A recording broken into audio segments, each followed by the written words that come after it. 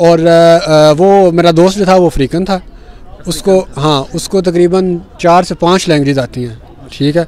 मतलब वाकई वो बंदा जो है ना वो एक काबिल आदमी है। लेकिन मेडिकल तो एक बड़ी वो डीप लैंग्वेज है, उसकी अपनी एक अलग सी लैंग्वेज है, ठीक है। आपको पहले वो सीखनी पड़ती है। इसमें यह है जैसे मैंने बताया डेली वेजेस में जो है वो 160 से 200 तक रेट चल रहा है, ठीक है। तो उसको रशियन भी आती थी, तो वो बेसिकली रशियन ट्रांसलेशन करता था हमारी शॉप पे, तो उसकी भी जो सैलरी। अस्सलाम वालेकुम, क्या हाल है दोस्तों? उम्मीद करता हूँ आप सब खैरियत से होंगे। अल्हम्दुलिल्लाह, अल्लाह का शुक्र है, मैं भी ठीक हूँ। अगर अभी तक आप लोगों ने मेरा चैनल नहीं सब्सक्राइब किया तो सबसे पहले आपने चैनल को सब्सक्राइब करना है और बेल आइकन को ज़रूर दबाना है ताकि हर नई आने वाली वीडियो आपको सबसे पहले मिले। इसके अलावा अहमद भाई के चैनल को भी आपने ज़्यादा सपोर्ट करनी है, जितने ज़्यादा से ज़्यादा हो सके सब्सक्रिप्शन देनी है और वीडियोस को लाइक करना है अहमद भाई की, क्योंकि अहमद भाई ने इधर ही अपनी स्टडी भी कंप्लीट कर लिया माशाल्लाह से। तो सबसे पहले अहमद भाई मुबारक हो। Thank you, welcome. तो आज की जो वीडियो है ना वो अहमद भाई के लिए ख़ास मैंने इसलिए बुलाया कि अहमद भाई यूरोप भी जा रहे हैं, क्योंकि एरस्मस प्रोग्राम पे जा रहे हैं 1 साल के लिए। 1 साल के लिए है यूरोप, तो 1 साल के लिए यूरोप जा रहे हैं। तो यूरोप की जो स्टडी का वीज़ा कैसे लिया, क्या हुआ, उसके लिए मैं नेक्स्ट वीडियो में आपको बताऊंगा। तो अभी की जो वीडियो है वो हमारी अहमद की जॉब से रिलेटेड है, क्योंकि बहुत से लोग जो है ना मुझे क्वेश्चन करते थे कि तुर्की में स्टडी करने के बाद क्या वो जॉब हासिल कर पाते हैं या क्या उनको जॉब मिल जाती है। उससे रिलेटेड आज की ये वीडियो होगी सारी। तो आज की जो वीडियो होगी वो सारी इससे रिलेटेड होगी कि अहमद भाई ने अंदर कैसे जॉब ढूंढी, क्या क्या किया और कौन कौन सी जॉब की, वो सारी उससे डिटेल दी जाएगी अभी आपको। तो पहले तो अहमद भाई बहुत बहुत मुबारक हो वीज़े की। थैंक यू आदिल भाई, वेलकम। और ये बताओ कि ये जो जॉब आपने फर्स्ट अपनी ढूंढी, मतलब कितना टाइम लगा, इंटरनेट पे ढूंढी या डायरेक्ट बाय वॉकिंग ढूंढी, किस तरीके पे अपना के मतलब जॉब ढूंढी? पहले तो ये एक्सपीरियंस शेयर करो ज़रा। अस्सलाम वालेकुम आपको भी और बाकी भी नाज़रीन को। तो शुक्रिया आपने जो है वो मुझे बुलाया अपने चैनल पे। तो जॉब के हवाले से ये है कि जॉब मैं तकरीबन पिछले 2 माह से कर रहा हूँ, ठीक है। इधर उससे पहले जब मैं 2 माह तो पाकिस्तान में रह के आया हूँ, उससे पहले जब मैं इधर था तो तब भी कर रहा था।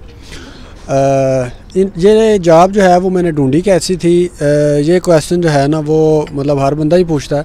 लेकिन ये है कि जॉब एक्चुअली मैंने ऑनलाइन ढूंढता रहा था, लेकिन ऑनलाइन मुझे नहीं मिली थी जॉब, ठीक है। और उसके बाद फिर मैं इस्तांबुल में आ गया था, जहाँ पे भी मैंने काफ़ी जो है ना इंस्टीट्यूट में जाके भी रब्ता किया और वैसे भी मतलब लोगों को भी कहा हुआ था, दोस्तों वगैरह को भी। तो ये असल में जॉब जो है वो मेरा एक दोस्त था, मेरा क्लास फेलो था, ठीक है। वो जॉब ये कर रहा था, एक हॉस्पिटल के अंदर ट्रांसलेशन की जॉब थी। और वो मेरा दोस्त जो था वो अफ्रीकन था, उसको तकरीबन 4 से 5 लैंग्वेज आती हैं, ठीक है। मतलब वाकई वो बंदा जो है ना वो एक काबिल आदमी है, ठीक है। उसको अपनी लैंग्वेज अफ्रीकन, फ्रांसीस, अरबिक और इसके बाद तर्किश, इंग्लिश, 5-6 लैंग्वेजेस उस बंदे को आती हैं, ठीक है। तो वो बंदा वहाँ पे ट्रांसलेशन की जॉब कर रहा था। एक प्राइवेट हॉस्पिटल है यहाँ इस्तांबुल के अंदर, बहुत बड़ा हॉस्पिटल है, इंटरनेशनल हॉस्पिटल है, ठीक है। तो वहाँ पे वो जॉब कर रहा था। तो ऐसे ही एक दिन बैठे बैठे ना उसने मुझे कहा कि यार हमें ना अक्सर इस तरह ज़रूरत पड़ती है कि जब इंटरनेशनल पेशेंट आते हैं ना, मतलब यूरोप से या एशिया से, तो हमें किसी भी टाइम किसी भी ट्रांसलेटर की ज़रूरत पड़ जाती है, ठीक है। तो वो जो हॉस्पिटल है उसका तरीकाकार ये है कि वो जो पेशेंट होता है ना उसकी मदर लैंग्वेज में उसको ट्रांसलेटर प्रोवाइड करते हैं, क्योंकि कोई भी बंदा जो है ना वो अपना दर्द या अपना जो मामला है ना वो मदर लैंग्वेज में सबसे बेहतर तरीके से समझा सकता है, ठीक है। ये बिल्कुल एक नेचुरल बात है। बेशक उसे सेकंड लैंग्वेज आती भी हो ना, लेकिन वो यही उसकी फर्स्ट प्रायोरिटी होती है कि मैं अपनी मदर लैंग्वेज में बात करूँ। तो इसलिए उस हॉस्पिटल का यही रूल है, क्योंकि बड़ा हॉस्पिटल है, अच्छा हॉस्पिटल है, तो वो उनको मदर लैंग्वेज के जो ट्रांसलेटर है ना वो प्रोवाइड करते हैं। तो उसने मुझे कहा कि बाज़ औक़ात हमें कभी कभार कोई पाकिस्तानी भी आ जाता है, कोई इंडियन भी आ जाता है, आते बेशक वो यूरोप से हैं या डायरेक्ट इन कंट्री से भी आते हैं, लेकिन लैंग्वेज तो यही है। तो वो हमें बाज़ औक़ात ज़रूरत होती है, तो क्या आप आ सकते हैं अगर हम आपको बुलाएँ? तो मैं उसमें बिल्कुल फ्री होता था, ठीक है। अगर होता भी था काम तो मेरा ऑनलाइन वगैरह काम होता था जो भी, तो मैं कहता था कि ठीक है मैं इतना टाइम निकाल के आ जाया करूँगा। तो वो मैंने स्टार्ट में ऐसे ही शुरू किया उसके साथ ना, कभी कभार मतलब चले जाना। और जब उसने मुझे कॉल करनी कि भाई ये 2 घंटे के लिए आना ज़रा हमें ज़रूरत है, तो वो 2 घंटे के लिए वो पे करते थे, ठीक है, जितने टाइम के लिए उन्होंने बनाना है उस टाइम के लिए उन्होंने पे करना। तो इस तरह का उनका तरीकाकार था। फिर बाद में ये हुआ कि मेरी जो है वो इंग्लिश लैंग्वेज भी थी, तुर्किश भी थी, उर्दू भी थी, मतलब ये 3 तो थी लैंग्वेज। तो अब ये हुआ कि जब मैं अक्सर जाने आने लग गया तो उधर का वो जो मैनेजर था, मतलब जो जॉब पे लेता था, या ट्रांसलेशन का उनका एक अलग से डिपार्टमेंट है, ठीक है, वो जो ट्रांसलेशन डिपार्टमेंट का हेड था, उसने फिर जो है ना वो मुझे कहा कि आप जो हैं वो दिल्ली आ जाया करें, ठीक है। तो दिल्ली से मुराद है कि तकरीबन वीक में 5 डेज़ जो है ना वो मुझे लाजमी बुला लेते थे। 6 मतलब सैटरडे या संडे को भी अगर ज़रूरत पड़ती तो मैं चला जाता। तो आप दिल्ली आ जाया करें, क्योंकि दिल्ली कोई ना कोई आ ही जाता है पेशेंट। इंग्लिश वाले तो होते ही होते हैं ना, बेशक हमारे एशियन ना भी हों।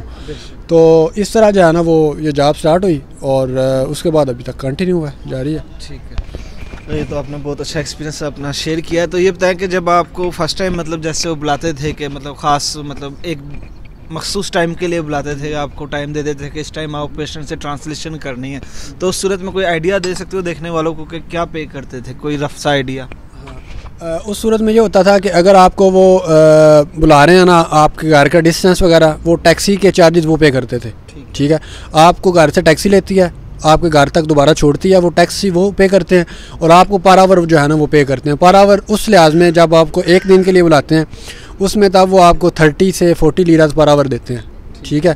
तो आप 2 घंटे आप उधर रहे हैं, 3 घंटे रहे हैं, तो वो आपको उस लिहाज से जो पे कर देते हैं। तो उसका ये सही चलें, ये तो ठीक है। 30 मतलब वैसे इस हिसाब से अगर देखा जाए तुर्की के में रहने के हवाले से आपका क्या एक्सपीरियंस कहता है, 30 ठीक है या बहुत कम है? ये है ना कि आपकी कोई उधर प्रैक्टिकल जॉब नहीं होती, आप जाते हैं जस्ट जाके मतलब ट्रांसलेशन थोड़ी बहुत करते हैं और निकल आते हैं, ठीक है।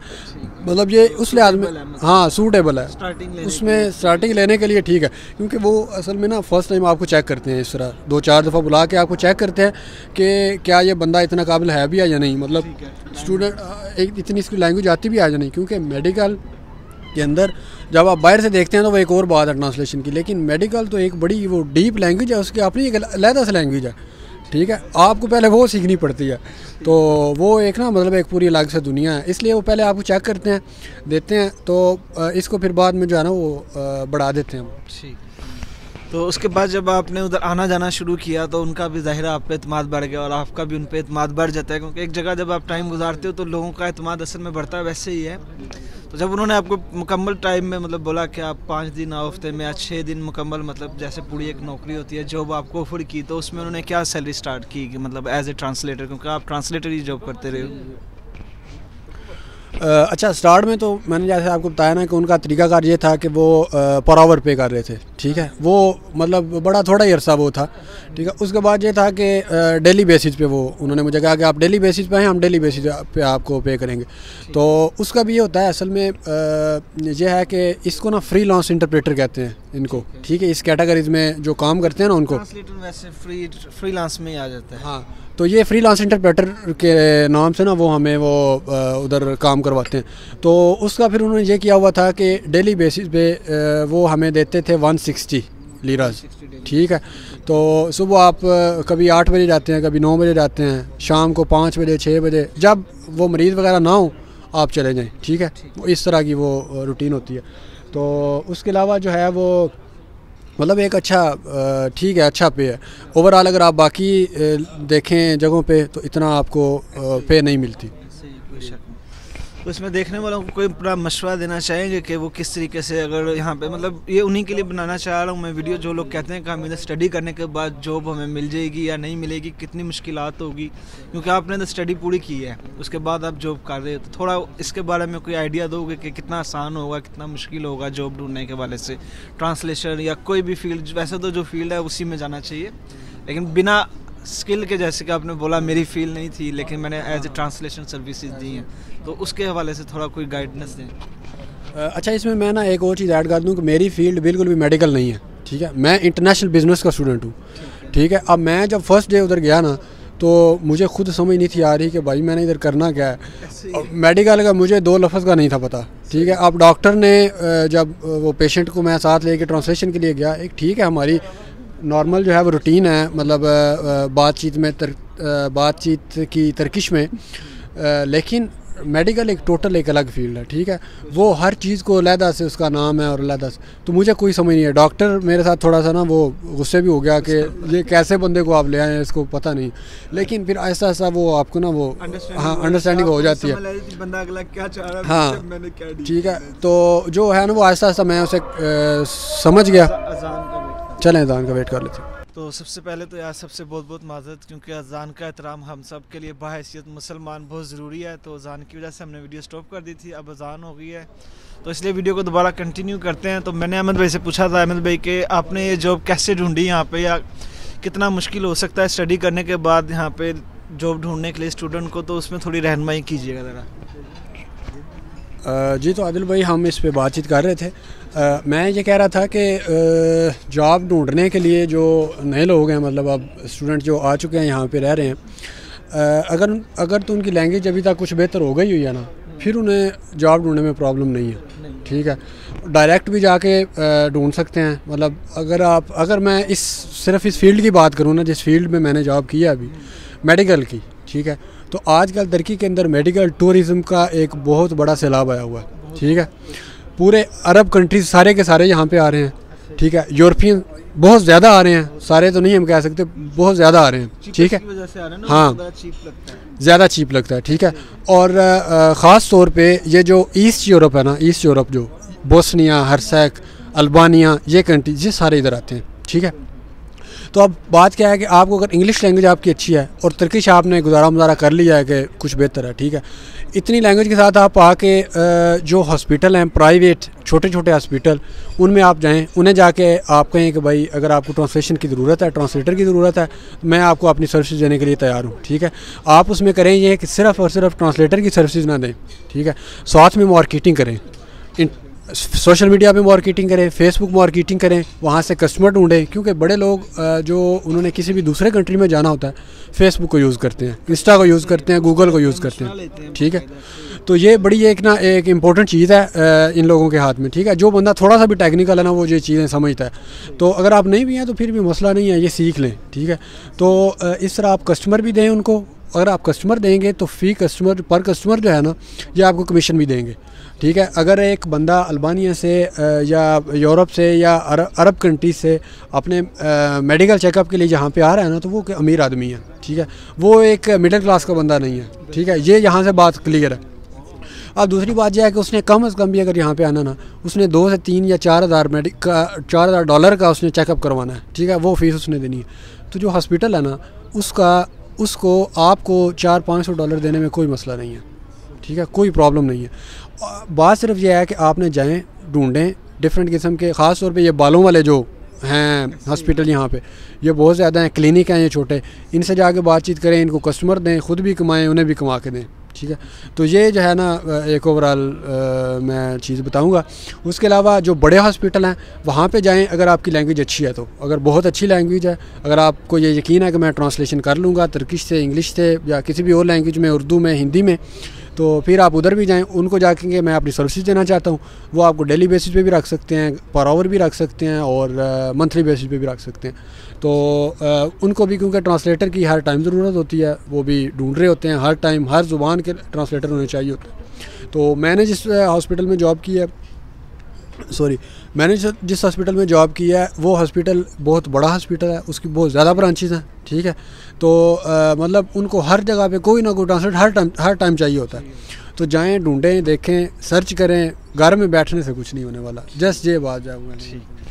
अरे बहुत शुक्रिया अहमद भाई, जो ये आपने लास्ट में बात बोली ना घर में बैठने वाली, मैं भी काफ़ी ज़्यादा वीडियो में लोगों को यही बोलता हूँ कि भाई अगर आप इस्तांबुल तक खासकर आएगी हो, एक इंटरनेशनल शहर, एक वो शहर जिसके बारे में हदीस भी मौजूद है फतह करने के हवाले से। यार वीडियो लंबी होती जाएगी, तो मैं से यही कहना चाहूँगा एंड पे भी कि यार घर से निकलना पड़ता है, थोड़ा आगे पीछे जाना पड़ता है, लोगों से गपशप करनी पड़ती है। जैसे अहमद भाई ने भी बोला कि अगर आपको क्लाइंट देने वाला भी अगर आप सिस्टम करते हो, अगर थोड़ी आहाव नाव नहीं है, तो मैं आपको थोड़ा सा समझा देता हूँ वो क्या तरीक़ाकार होता है। बेसिकली यहाँ पे इंटरनेशनल काफ़ी ग्रुप्स बने हुए हैं, ठीक है। लोग क्या पूछते हैं कि यहाँ पे कौन सा अच्छा हॉस्पिटल है, तो वहाँ पे अगर आप इधर रह रहे हो तो आप उनको कमेंट में जवाब दिया करो, तो ऐसे आपको काफ़ी कस्टमर मिल जाते हैं। लेकिन इसमें टाइम लगता है इन चीज़ों को समझने के लिए, करने के लिए आपको लैंग्वेज तुर्किश भी इंप्रूव करनी पड़ती है और इंग्लिश तो आपकी डेफिनेटली इंप्रूव होनी चाहिए। तो अहमद भाई एक और ये बताओ, जैसे कि आपने बोला स्टार्टिंग में आपने पर हावर फिर ऑन डेली वेजेस पे, अगर कोई बंदा मंथली सैलरी पे करना चाहे, एक मतलब फिक्स सैलरी पे, लोग कहते हैं ना क्या हमने डेली वेजेस पे भी नहीं करना क्योंकि डेली वेजेस वाला हिसाब भी डिफरेंट होता है, एक दिन काम है एक दिन नहीं है। कुछ लोग कहते हैं कि हम ये सोचते हैं यार हम सैलरी पे काम करें तो मतलब कितना वो एक बंदा कमा सकता है अगर ट्रांसलेशन का काम कर रहा हो। सही। इसमें यह है जैसे मैंने बताया डेली वेजेस में जो है वो 160 से 200 तक रेट चल रहा है, ठीक है। जो अगर आप नॉर्मल हैं उनको पसंद नहीं आते तो फिर आपको 160 देते हैं, लेकिन अगर आप उनको पसंद आते हैं, ठीक है, तो वो उसी काम का आपको 200 देते हैं, ठीक है। काम आपको वही कर रहे हैं, जाओ वही है, वही कह लो मीठी छुरी जैसे हाँ, अपनी जुबान में बोलते हैं ना कि अगर आप जुबान के मिठास में हो ना, मतलब मीठी जुबान बोलने वाले हो, अपनी जुबान से किसी को कायल करने वाले हो तो आप अपनी मर्जी के पैसे कमा सकते हो, ये कहना चाह रहे हो? यही कहना चाह रहे हो, ठीक है। तो वो आपको 200 देते हैं।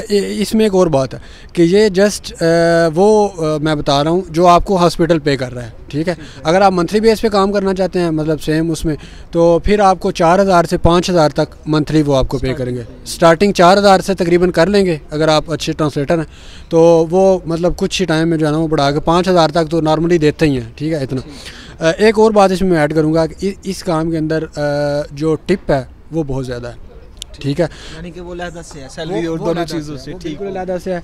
टिप का जैसे कि कंसेप्ट रेस्टोरेंट में, होटल्स में या इस जगह पे है, जैसे मैं भी कर रहा हूँ, हाँ डिलीवरी बॉयज़ का। इसमें यह है कि जो पेशेंट आते हैं ना, मतलब ख़ास तौर पे जो यूरोप से आए या अरब मतलब दुबई सऊदीया से, ये अच्छे कंट्री से जो लोग आते हैं, वो 50-100 यूरो देना उनके लिए कोई काम नहीं है, ठीक है। तो वो ऐसे जाते हुए ना, अगर आपने उनके साथ एक दिन में अच्छा बिहेव किया ना, तो वो आपको जाते हुए 50-100 यूरो जो है ना वो दे जाएंगे, ठीक है। अगर वो दे गए हैं तो आपका जो है ना वो एक हफ्ते की पे जो है वो साइड पे हो गई है, ठीक है।